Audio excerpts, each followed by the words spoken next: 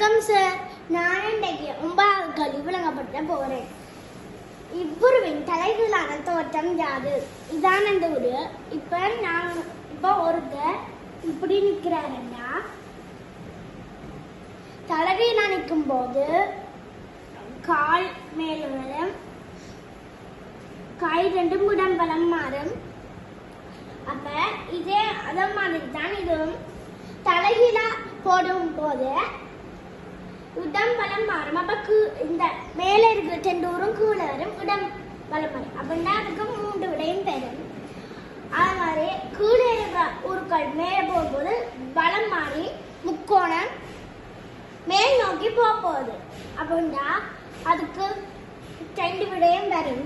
இப்ப நாங்க என்ன பார்க்கணும்னா இங்க 2 பக்கமும் ஒரு அம்புக்குறி, அப்ப ஒரே மாதிரி இருக்கிறதோ ஒரே மாதிரி ஒரு பம்பர் அந்த மாதிரி அப்படின்னா இதான் விட ஒரே மாதிரி. ஆனா இதுல 2 அம்புக்குறி வந்து இருக்கிறதால புல, அப்ப இதான் விட.